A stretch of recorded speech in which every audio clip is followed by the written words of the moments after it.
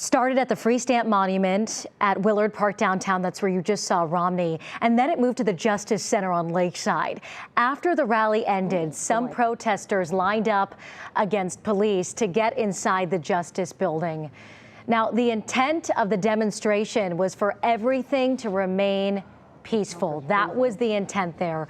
Hundreds of people from all walks of life together for one purpose, protesting the death of George Floyd. But the passion behind these signs, these words, this movement, it goes even deeper, raising awareness that racism exists and that police brutality impacts Black Americans at a high rate. Brought my kids because they're gonna be here longer than I'm here. And I'll be damned if this is still going on. I'm not okay with it, and nobody should be okay with it. And he said, I don't want people to do that. People shouldn't do that.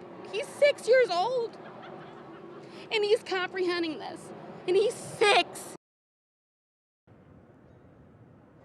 A protest against injustice, again, like Laura said, started right here at the Free Stamp in downtown Cleveland. People got together because they felt comfortable to voice their opinions and demand justice. But they started peacefully, and as we all know, it ended with the demonstrations turning a little bit chaotic. When they start pushing us, they start like spraying everybody, spraying us in our face and everything, and then they start throwing bombs, like all this stuff. And eventually we start throwing it back. I'm appalled. Like, I can't understand this. Like, I don't understand society right now. There are a lot of strong emotions, people clearly feeling angry, like their existence possibly doesn't matter and like their lives are disposable. That's where some of that emotion comes from wanting to be seen and wanting to be heard and valued. Now let's get back to that extended curfew that we mentioned at the top of the newscast in downtown Cleveland. It's up right now. It went into effect just before 1 a.m. last night, extended till 8 a.m. this morning, and it will extend from 12 noon throughout the rest of today. And it's in direct response to the protest that turned violent after a group of people trashed several downtown businesses. I was actually on Euclid Avenue last night, and let me tell you, it was hard to see young men bashing in windows, glass everywhere, going in and taking items they clearly didn't pay for. That is not the Cleveland I know. That's why we have an extended curfew. Lindsay Buckingham joins us live right now with more on those details. Good morning, Lindsay. Good morning to you, Romney. Earlier this morning, Cleveland Mayor Frank Jackson announcing the extension to that curfew starting today at noon all the way through 8 a.m. on Monday, also advising anyone who works downtown to stay home. This after a small group of protesters got violent, shattering storefronts on East 4th, setting cars on fire and damaging government buildings. Mayor Jackson calling on Ohio Governor Mike DeWine to send the National Guard, and the mayor himself extending that curfew from today at noon through Monday at 8 a.m. That curfew applies to both vehicles and foot traffic. We will be out in force.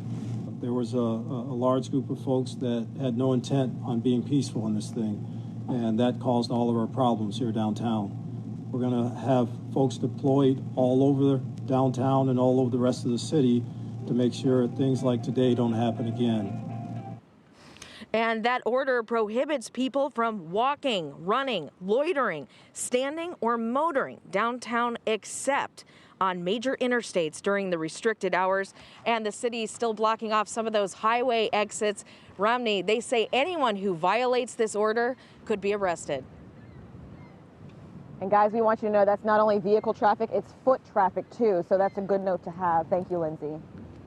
The city of Cleveland has some really serious cleaning up to do today after vandals hit not only police cars, but multiple businesses as well downtown.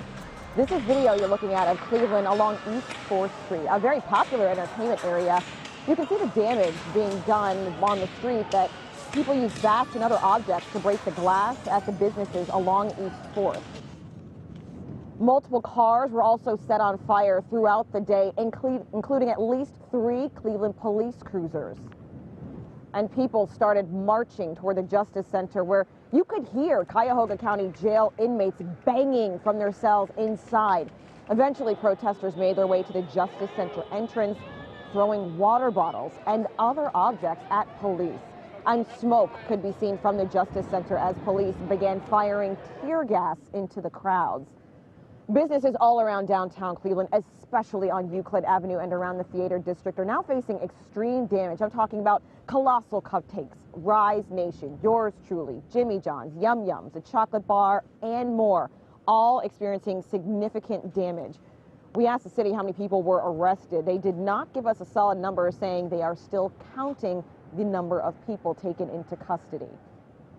At Rise, which is actually a medical marijuana dispensary on Prospect, our crew saw people put on vinyl gloves and throw objects through the windows and push glass. Another hotspot was East 9th and Euclid, right near the Heinen's store downtown. That intersection was blocked by a man, and many windows were smashed in that area, like the CVS at the corner. People were looting, and some even trying to break into ATM machines. Heinen's posted on their Facebook page that the store closed at 4 p.m. and all of their associates were able to return home safely. Keep in mind, if you wanted to go to the downtown Heinen's, they will be closed until further notice, and we'll let customers know when they can safely reopen.